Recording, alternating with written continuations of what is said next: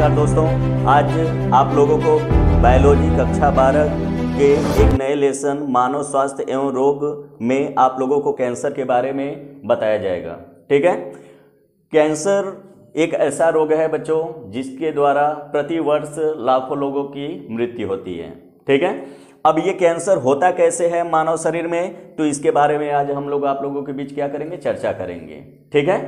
और इसको ध्यान से समझिएगा, अगर कोई कमी होगी तो उसको कमेंट बॉक्स में आप क्या करेंगे, लिखेंगे। चलिए बच्चों, आज का सेशन शुरू किया जाए। सेशन शुरू करने से पहले आप लोगों से रिक्वेस्ट है कि आप लोग हमारे चैनल पॉजिटिव एनर्जी को सब्सक्राइब करिए। ठीक है। उसके बाद बेल आइकन को क्लिक करिए ताकि आप लोगों को हमारे द्वारा जितने भी वीडियो अपलोड किए जाएं उसका नोटिफिकेशन मिले। ठीक है। चलिए देखिए, अब इधर ध्यान दीजिएगा बच्चों।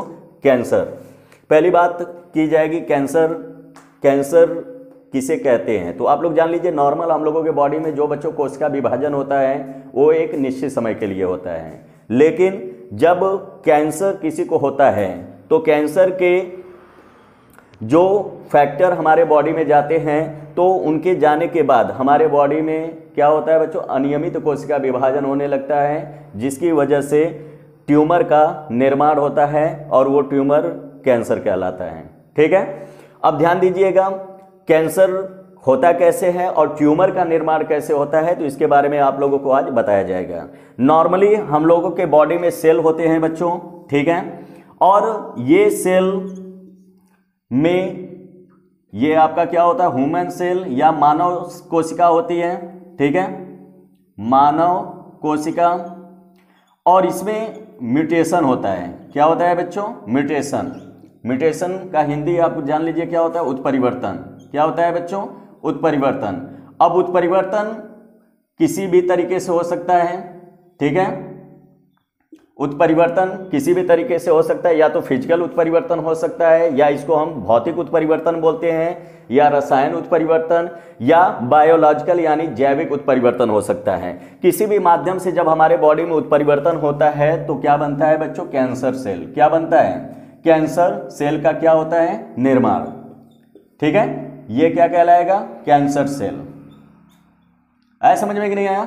फिर से ध्यान दीजिएगा बच्चों, हम लोगों को अगर जानना है कि कैंसर किसे कहते हैं तो सीधे सीधे आप लोग जान लीजिए बच्चों, जब हमारे बॉडी में अनियमित कोशिका विभाजन होता है तो उस अनियमित कोशिका विभाजन के द्वारा हमारे बॉडी में ट्यूमर का निर्माण होता है और वो ट्यूमर क्या कहलाता है, कैंसर। आए समझ में ना?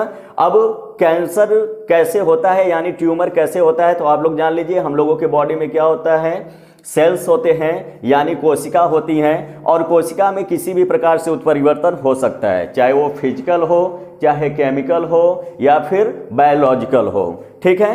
केमिकल के द्वारा भी हो सकता है, या फिजिकल के द्वारा भी हो सकता है, या बायोलॉजिकल के द्वारा होता है। तो उसके द्वारा हमारे बॉडी में क्या होता है, उत्परिवर्तन, और उत्परिवर्तन के कारण हमारे सेल किस में बदल जाते हैं, कैंसर सेल में।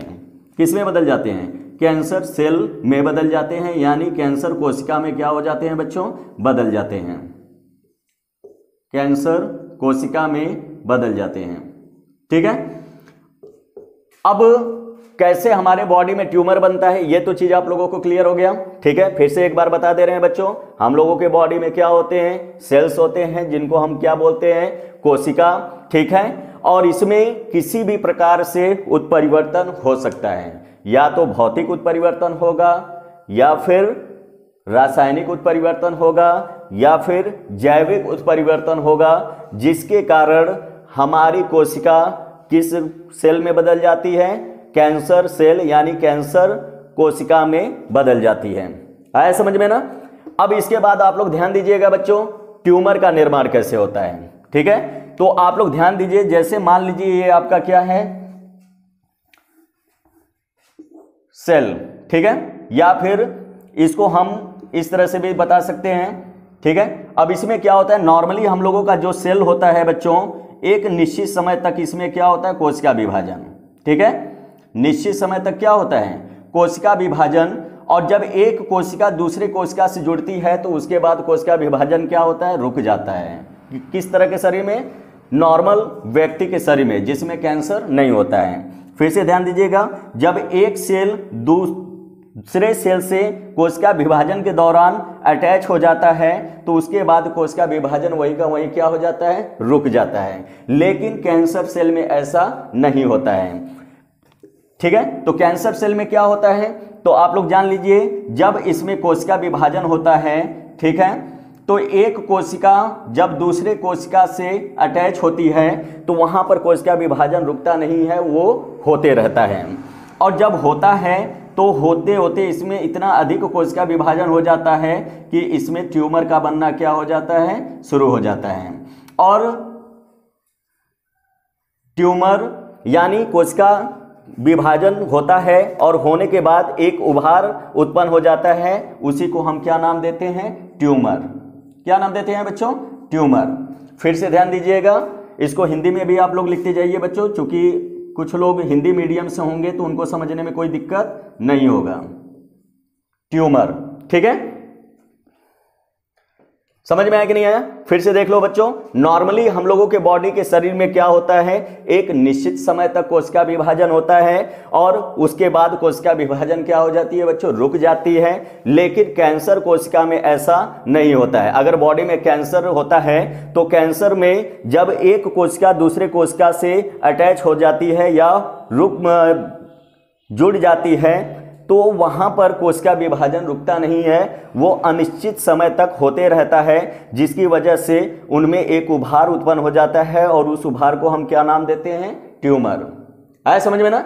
अब इतना समझ में आया तो अब ये भी ध्यान दीजिएगा बच्चों, ट्यूमर फैलता कैसे है। तो आप लोग ध्यान दीजिएगा बच्चों, ट्यूमर दो प्रकार के होते हैं। कितने प्रकार के होते हैं, दो प्रकार के।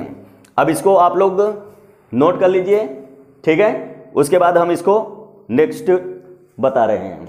ठीक है, हो गया? चलिए देखिए, ध्यान दीजिएगा बच्चों, ट्यूमर कितने प्रकार के होते हैं। बात की जाएगी ट्यूमर की, ठीक है, तो ट्यूमर बच्चों दो प्रकार के होते हैं। कितने प्रकार के होते हैं, दो प्रकार के। एक होता है बेनिगन ट्यूमर। कौन सा ट्यूमर होता है बच्चों, बेनिगन ट्यूमर।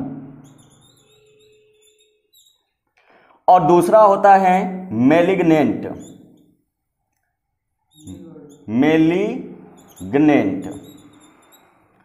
ट्यूमर। ठीक है, अब इसको हिंदी भी जान लीजिए, ट्यूमर का भी आप लोगों को, ट्यूमर का हिंदी ट्यूमर ही होता है। बेनिगन ट्यूमर को हम क्या बोलते हैं, सुदर्म ट्यूमर। और मैलिग्नेंट का होगा दुदर्म ट्यूमर। ठीक है, सुदर्म ट्यूमर और दुदर्म ट्यूमर। एक ट्यूमर कितने प्रकार के होते हैं बच्चों, दो प्रकार के। एक होता है सुदर्म ट्यूमर और दूसरा क्या होता है बच्चों, दुदर्म ट्यूमर। सुदर्म ट्यूमर क्या होता है, तो अगर बॉडी में अगर सुदर्म ट्यूमर होता है तो जहां पे होता है वहीं का वहीं रहता है, वो फैलता नहीं है। आए समझ में ना? जैसे बॉडी में अगर तिल्ली निकल जाती है, ठीक है, तो वो एग्जाम्पल किसका होता है, सुदर्म ट्यूमर का। ठीक है, और वो तिल्ली एक बॉडी से एक जगह से दूसरे जगह पे नहीं फैलता है। लेकिन अगर बात की जाएगी मैलिग्नेंट ट्यूमर की, तो मैलिग्नेंट ट्यूमर जब बनता है तो वो ब्लड के माध्यम से एक बॉडी के पार्ट से दूसरे बॉडी के पार्ट तक वो क्या होता है, फैलता है। और फैलने के बाद जब वो ब्लड में मिल जाता है तो ब्लड में मिलने के बाद वो पूरे बॉडी में क्या बनाना शुरू कर देता है, ट्यूमर, जो कि बहुत ही हानिकारक होता है। अगर जब पूरे बॉडी में ट्यूमर बन जाता है तो आदमी क्या हो जाते हैं, आदमी की डेथ हो जाती है। आया समझ में कि नहीं आया? तो ये फैलता कैसे है, तो इसको ध्यान दीजिएगा। दुदर्म ट्यूमर, चूंकि हम लोगों के बॉडी में क्या पाए जाते हैं बच्चों, ब्लड वेसल्स यानी रक्त की नलिकाएं होती हैं। ठीक है, और ये मैलिग्नेंट ट्यूमर, सपोज यहां पर देखिए ये ट्यूमर है आपका, ठीक है।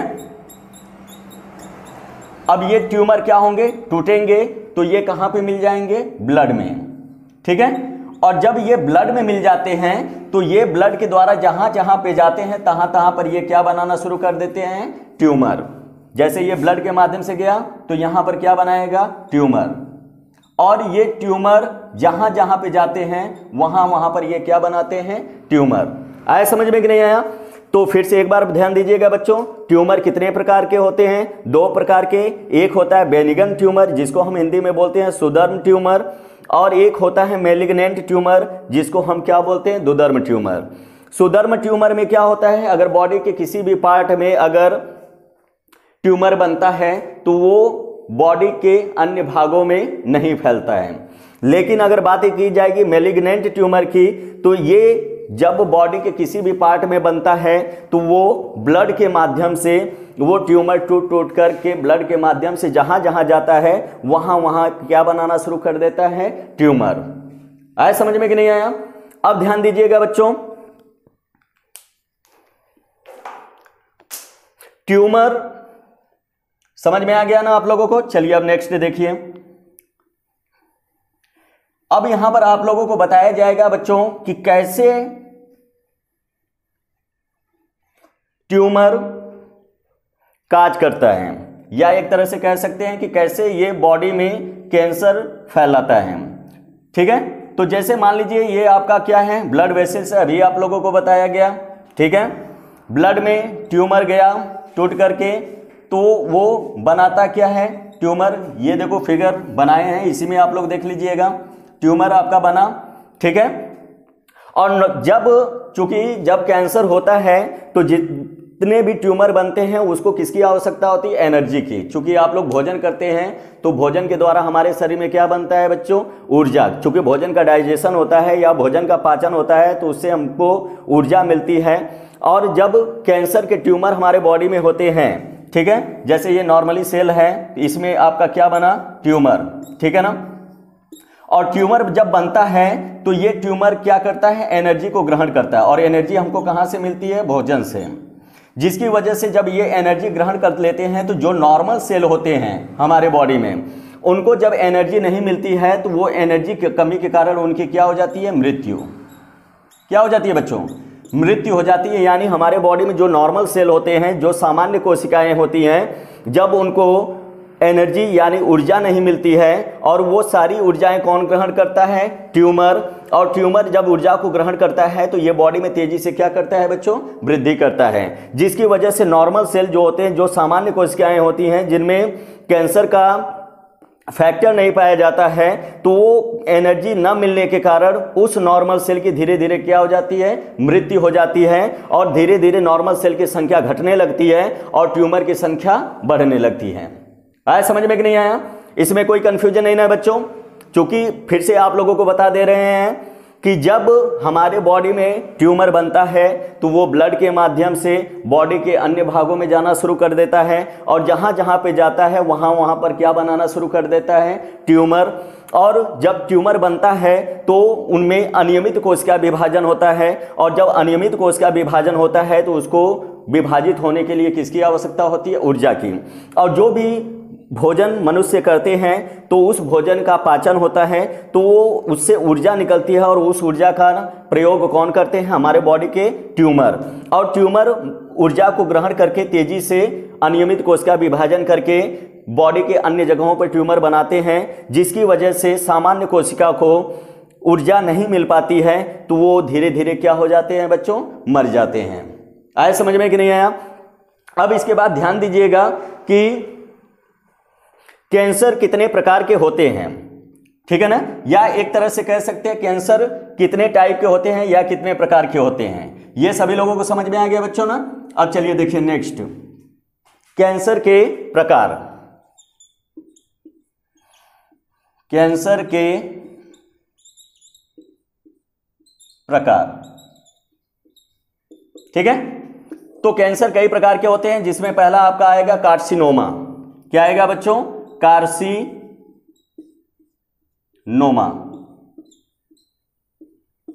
अब कार्सिनोमा में क्या होता है? तो हमारे बॉडी की जो एपिथेलियम कोशिकाएं होती हैं उनमें जो कैंसर होता है उसको हम क्या नाम देते हैं? कार्सिनोमा।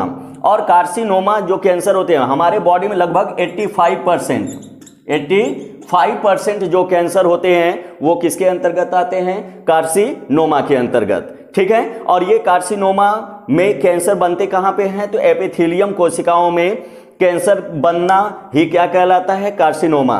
और हमारे बॉडी में लगभग 85% कैंसर कार्सिनोमा कहलाता है। इसमें कौन कौन से कैंसर आते हैं तो आप लोग ध्यान दीजिएगा बच्चों। पहला आएगा लंग्स कैंसर, जिसको हम हिंदी में क्या बोलते हैं बच्चों, फेफड़े का कैंसर। फेफड़े का कैंसर ये किसके अंतर्गत आएगा बच्चों, कार्सिनोमा के अंतर्गत। ठीक है, उसके बाद आता है फेफड़े का, हो गया बच्चों। अब इसके बाद नेक्स्ट देखिए अमाशय का कैंसर। अमाशय का कैंसर, ठीक है। उसके बाद तीसरा होगा अग्नाशय का कैंसर।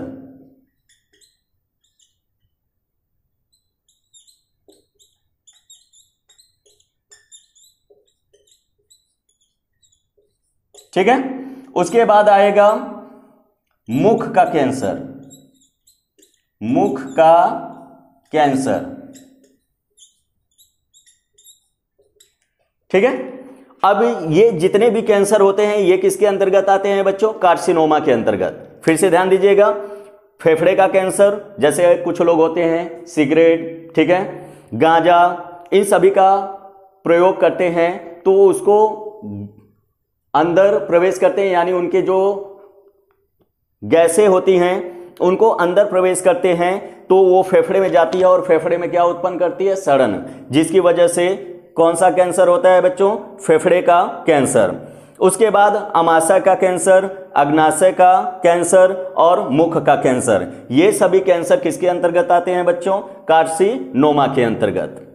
समझ में आया ना सभी लोगों को। अब इसके बाद देखिए, उसके बाद आता है सार्कोमा। नेक्स्ट जो टॉपिक है ये समझ में आ गया ना बच्चों, कार्सिनोमा। हमारे बॉडी में लगभग 85% जो कैंसर होता है वो किसके अंतर्गत आता है बच्चों, कार्सिनोमा के अंतर्गत। एक बार फिर से आप लोगों को बता दे रहे हैं, जैसे फेफड़े का कैंसर, अमाशय का कैंसर, अग्नाशय का कैंसर, मुख का कैंसर, ये सभी किसके अंतर्गत आते हैं, कार्सिनोमा के अंतर्गत। आया समझ में कि नहीं आया। अब इसके बाद देखिए अगला नेक्स्ट आएगा आपका सार्कोमा।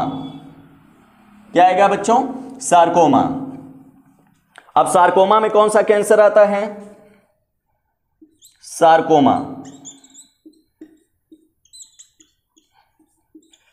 इसके अंतर्गत आता है बच्चों बोन कैंसर, यानी हड्डियों का कैंसर। हड्डियों का कैंसर,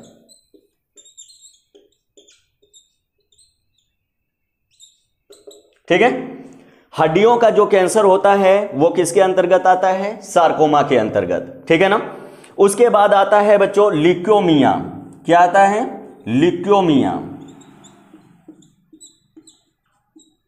ल्यूकेमिया, इसके अंतर्गत आता है बच्चों ब्लड कैंसर।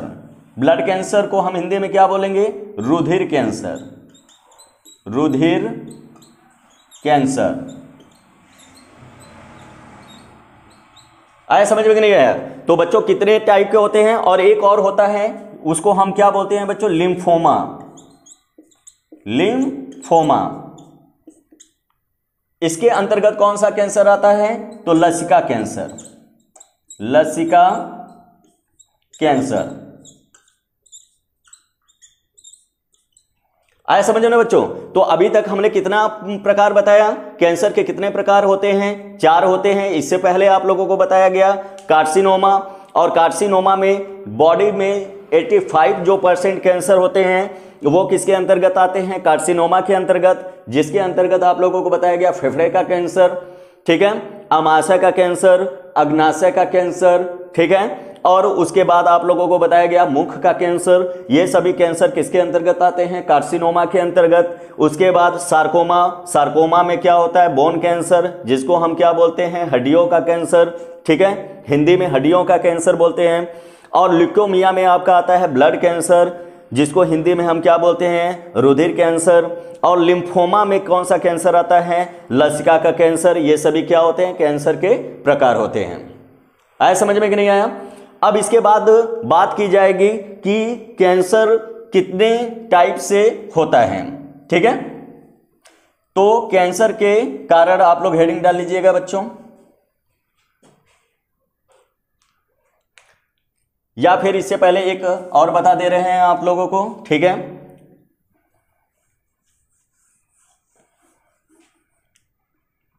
ध्यान दीजिएगा बच्चों, जैसे अभी आप लोगों को बताया गया, अब ये उत्परिवर्तन जिसके द्वारा होता है तो उसको हम क्या नाम देते हैं। जैसे मान लीजिए यहां पर आपका, इससे पहले फिर से टॉपिक को रिवाइज कर लीजिए। मानव, चूंकि हम लोगों के बॉडी में जो कोशिका, नॉर्मल कोशिका होती है, उसमें उत्परिवर्तन होता है, और उत्परिवर्तन जिसके द्वारा होता है उसको हम क्या बोलते हैं, कार्सिनोजन। क्या बोलते हैं, कार्सिनोजन।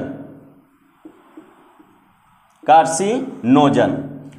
जैसे देख लीजिए, अभी आप लोगों को बताया गया, हम लोगों में नॉर्मल बॉडी होता है, ठीक है, और नॉर्मल बॉडी में कार्सिनोजन होता है, ठीक है, यानी उत्परिवर्तन किसके द्वारा होता है, कार्सिनोजन के द्वारा, कार्सिनोजन के द्वारा। अब कार्सिनोजन के द्वारा जब उत्परिवर्तन होगा तो ये किस में बदल जाता है बच्चों, कैंसर सेल में। किस में बदल जाता है, कैंसर सेल में। कैंसर कोशिका में ये क्या हो जाता है बच्चों, बदल जाता है। आए समझ में ना।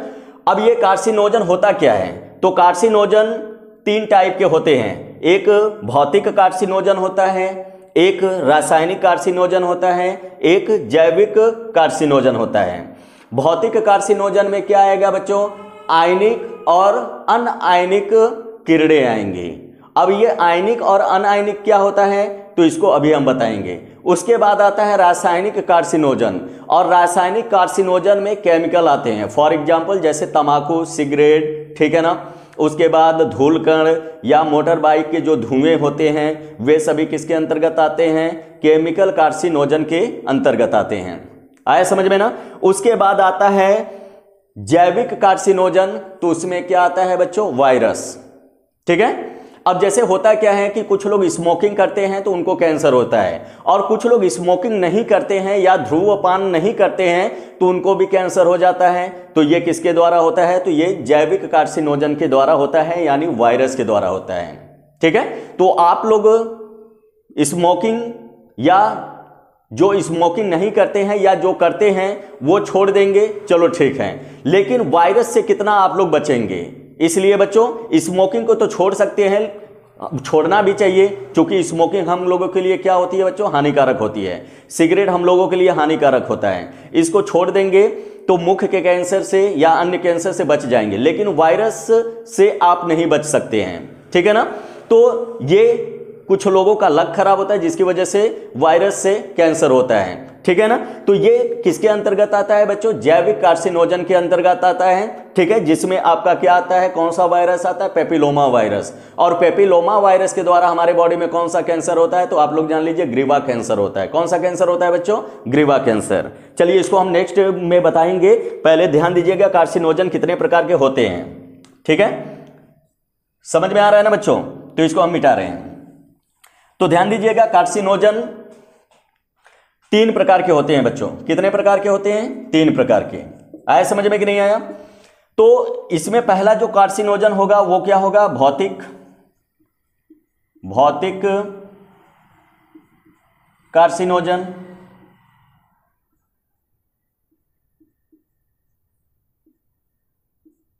भौतिक कार्सिनोजन।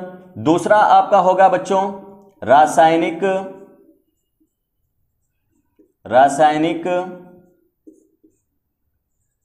कार्सिनोजन।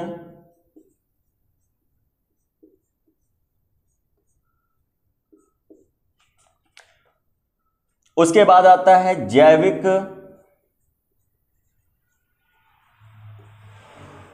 कार्सिनोजन,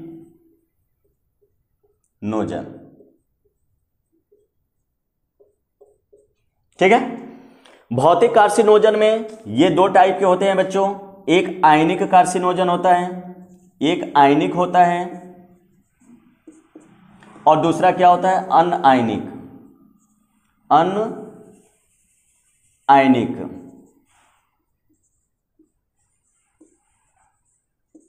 ठीक है। आयनिक में क्या आएगा, यक्स किरणें, गामा किरणें,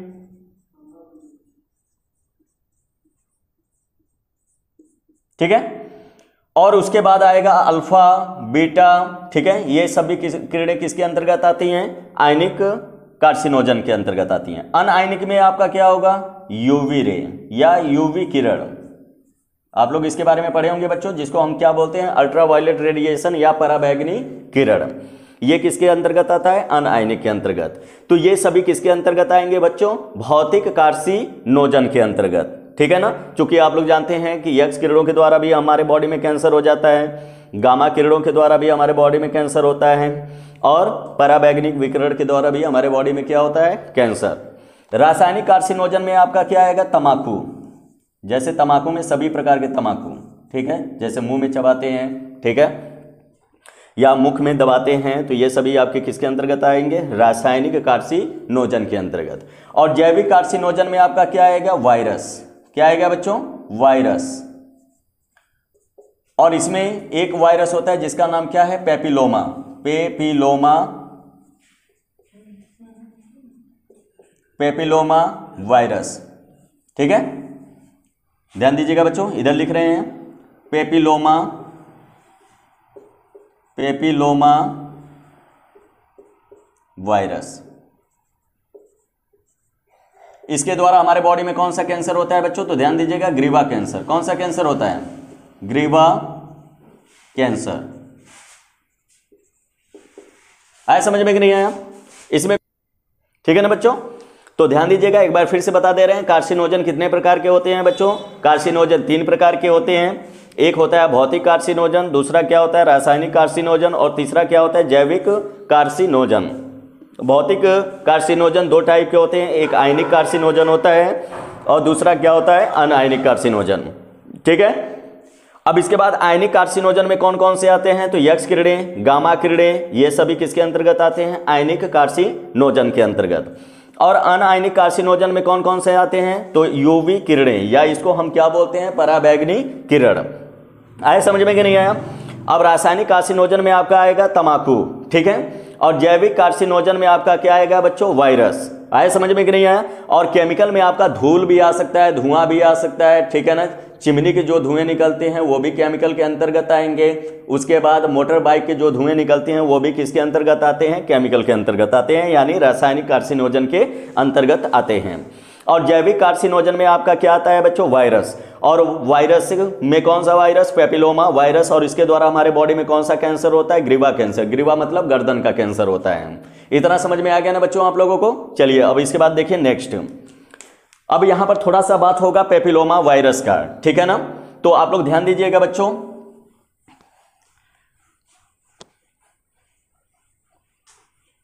पेपिलोमा वायरस, इसका थोड़ा स्ट्रक्चर भी ध्यान दीजिएगा, ठीक है।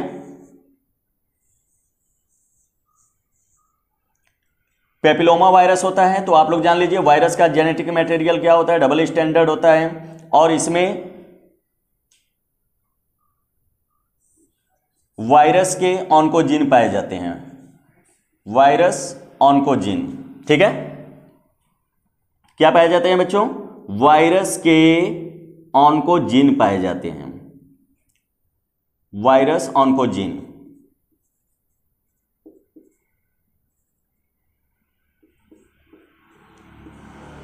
ठीक है। और जब ये पेपिलोमा वायरस मनुष्य के बॉडी को संक्रमित करता है तो संक्रमित करने में इसके जीन मनुष्य के जीन में क्या हो जाते हैं? ट्रांसफर हो जाते हैं। और धीरे धीरे उनमें ये वायरस क्या करता है? द्विगुणन करता है। और द्विगुणन करके क्या करता है बच्चों? कैंसर को फैलाता है। और कैंसर को फैलाता है तो उसको हम क्या बोलते हैं? ऑन्कोजीन, ठीक है। उसको हम क्या बोलते हैं? ऑन्कोजीन। यानी ये किस में बदल जाता है? ऑन्कोजीन में बदल जाता है। वायरस का ऑन्कोजीन मनुष्य के डीएनए से जुड़ जाता है और जुड़ने के बाद उसमें क्या करता है बच्चों? द्विगुणन। और द्विगुणन के द्वारा वो क्या करता है? ट्यूमर बनाना शुरू कर देता है। और उसको हम क्या बोलते हैं? ऑन्कोजीन। ऑन्को, ऊपर देखो, ऑन्कोजीन में बदल जाता है, ऑन्कोजीन में बदल जाता है, जिसकी वजह से मनुष्य कैंसर से क्या हो जाते हैं बच्चों? ग्रसित हो जाते हैं। और ये भी ध्यान दीजिएगा बच्चों, मनुष्य में लगभग 20 ऐसे जीन होते हैं जो कैंसर के लिए क्या होते हैं बच्चों, उत्तरदायी होते हैं। और उन जीनों को हम क्या बोलते हैं, प्रोटो ऑन्कोजीन। और वो प्रोटो ऑन्कोजीन फिर किस में बदल जाते हैं, ऑन्कोजीन में, जिसकी वजह से मनुष्य क्या हो जाते हैं, कैंसर से ग्रसित हो जाते हैं। आया समझ में कि नहीं आया? फिर से ध्यान दीजिएगा बच्चों, पेपिलोमा वायरस, पेपिलोमा वायरस का जेनेटिक मटेरियल क्या होता है, डबल स्टैंडर्ड, जिसको हम क्या बोलते हैं, वायरस ऑन्कोजीन। और ये जब किसी मनुष्य को संक्रमित करता है तो उसके गुणसूत्र से यानी उसके डीएनए से क्या हो जाता है बच्चों, जुड़ जाता है, और जुड़ने के बाद वो कैंसर फैलाना शुरू कर देता है, जिसको हम क्या बोलते हैं, ऑन्कोजीन। और मनुष्य में लगभग 20 ऐसे जीन होते हैं जो कैंसर के लिए क्या होते हैं बच्चों, उत्तरदायी होते हैं, जिनको हम क्या बोलते हैं, प्रोटो ऑन्कोजीन बोलते हैं। और वो प्रोटो ऑन्कोजीन जब मनुष्य के शरीर में बनता है तो वो प्रोटो ऑन्कोजीन किस में बदल जाते हैं, ऑन्कोजीन में, और मनुष्य किससे ग्रसित हो जाता है, कैंसर से ग्रसित हो जाता है। आया समझ में कि नहीं आया? अब इसकी बात हो गई, तो अब इसके बाद हम बताएंगे इसका डायग्नोसिस, मतलब कैंसर की जांच हम कितने तरीके से करते हैं। डायग्नोसिस मतलब होता है बच्चों जांच, ठीक है। तो अब देखिए इनमें जांच कितने प्रकार की होती है, कितने प्रकार से हम कैंसर की जांच करते हैं, ठीक है। तो यहां पर लिखेंगे डायग्नोसिस। डायग्नोसिस का मतलब होता है डायग्नोसिस, ठीक है।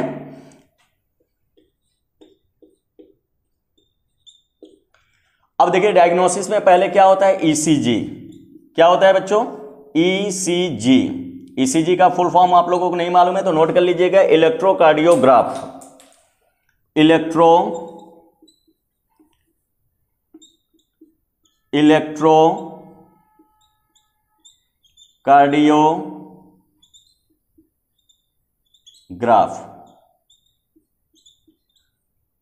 ठीक है, जिसको हम हिंदी में बोलते हैं हृदय लेखन। क्या बोलते हैं, हृदय लेखन, ठीक है। उसके बाद होता है बच्चों एक्सरे। क्या होता है, एक्सरे। उसके बाद होता है बच्चों रेडियोग्राफी। रेडियोग्राफी, ठीक है। एमआरआई, सीटी स्कैन, ठीक है। ईसीजी का फुल फॉर्म अभी आप लोगों को बताया गया बच्चों। ईसीजी का फुल फॉर्म क्या होता है, electrocardiograph, x-ray, radiography, MRI. MRI का अगर फुल फॉर्म नहीं मालूम है तो बच्चों इधर आप लोग नोट कर लीजिएगा। एमआरआई का फुल फॉर्म होता है मैग्नेटिक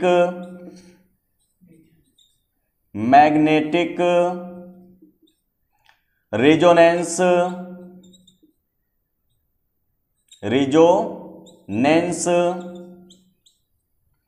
इमेजिंग, या इसको हम हिंदी में बोलते हैं एमआरआई का फुल फॉर्म क्या होता है, मैग्नेटिक रेजोनेंस इमेजिंग। अब इसको हिंदी में हम क्या बोलेंगे, क्योंकि बच्चों कुछ बच्चे होंगे हिंदी मीडियम के तो उनको समझने में कंफ्यूजन होगा, इसलिए हम इसको हिंदी में भी कन्वर्ट करके आप लोगों को बता रहे हैं। तो मैग्नेटिक रेजोनेंस इमेजिंग, इसको हम हिंदी में बोलते हैं चुंबकीय अनुनादी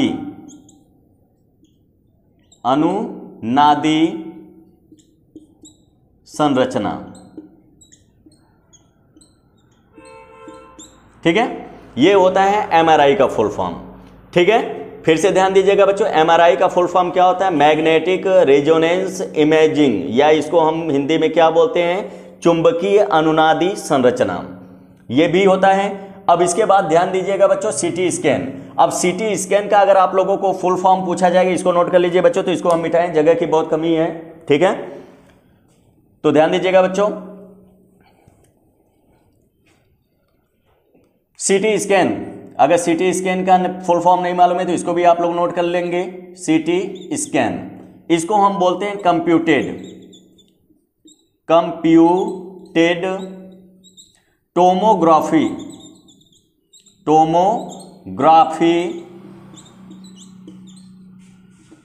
स्कैन।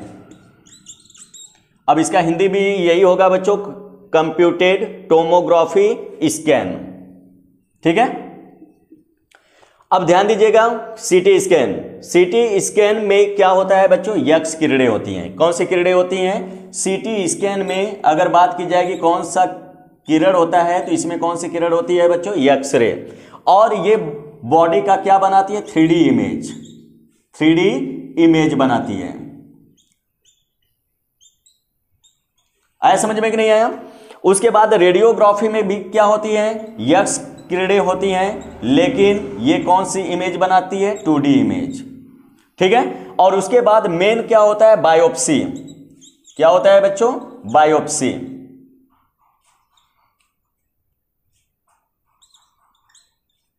अब बायोप्सी में होता क्या है,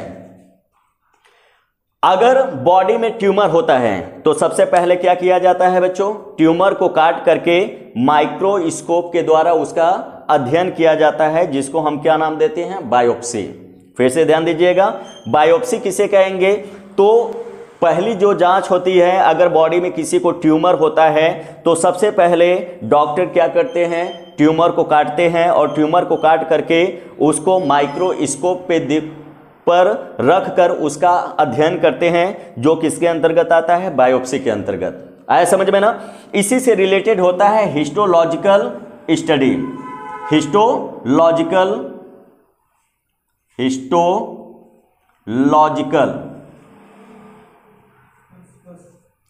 हिस्टोलॉजिकल में भी वही चीज होता है। हिस्टो मतलब क्या होता है, उत्तक, लॉजी मतलब हिस्टोपैथोलॉजी, हिस्टोपैथोलॉजिकल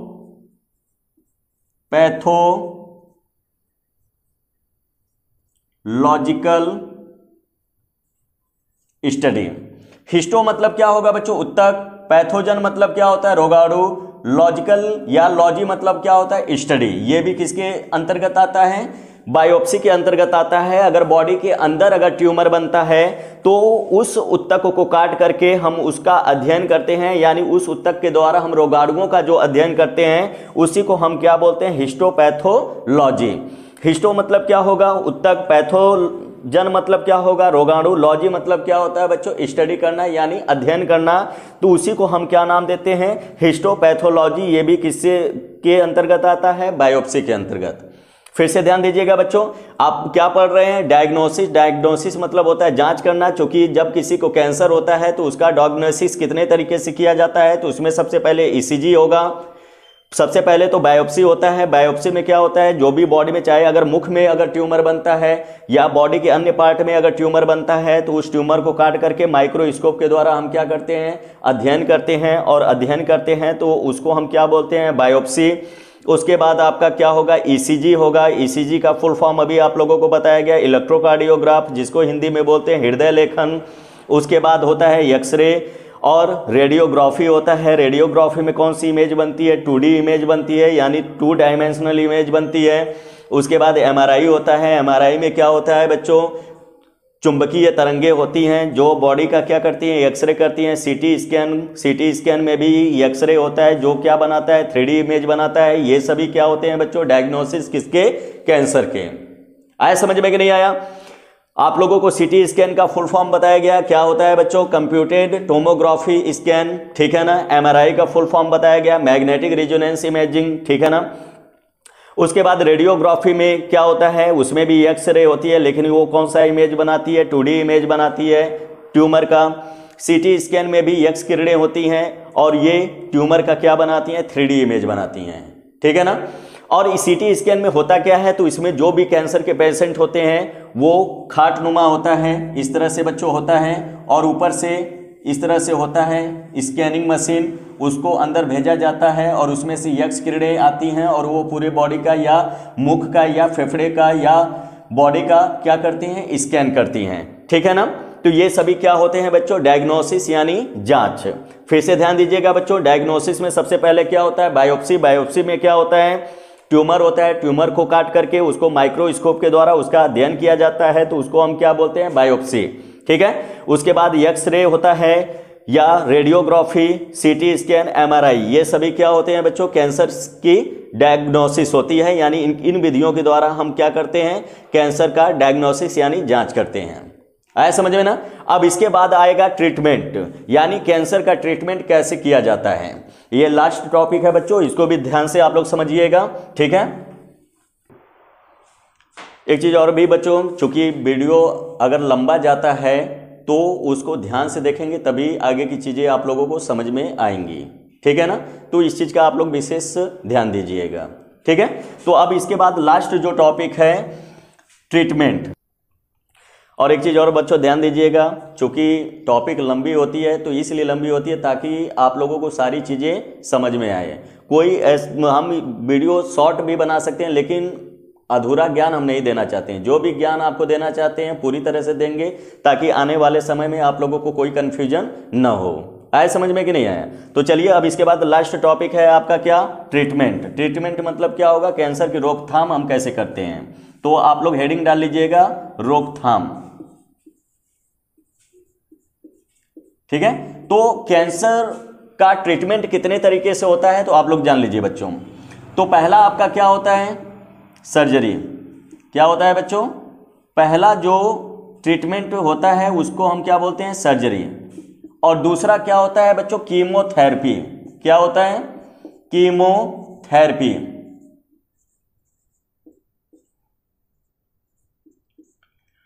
तीसरा होता है बच्चों रेडियोथेरेपी, रेडियोथेरेपी,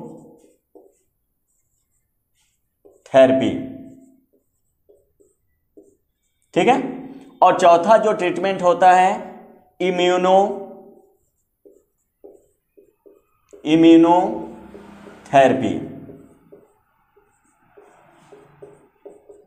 ऐसा समझ में ना। तो सर्जरी में क्या होता है बच्चों, तो आप लोग ध्यान दीजिएगा, कहीं पर भी अगर बॉडी में ट्यूमर बनता है तो ट्यूमर को काट करके हम क्या करते हैं, बाहर निकालते हैं। तो उसी को हम क्या बोलते हैं बच्चों, सर्जरी, ठीक है। फिर से ध्यान दीजिएगा, सर्जरी में होता क्या है, अगर बॉडी के किसी भी पार्ट में अगर ट्यूमर बनता है तो उस ट्यूमर को काट करके बाहर निकाला जाता है। तो उसी को हम क्या बोलते हैं बच्चों, सर्जरी। उसके बाद जो दूसरा ट्रीटमेंट होता है कीमोथेरेपी।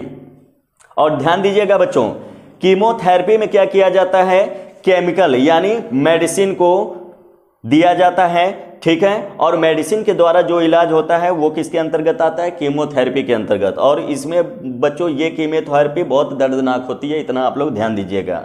जब कीमोथेरेपी चढ़ाया जाता है तो बॉडी के बाल पूरी तरह से क्या हो जाते हैं, झड़ जाते हैं, इतने खतरनाक होते हैं कीमोथेरेपी, ठीक है ना। समझ में आया कि नहीं आया।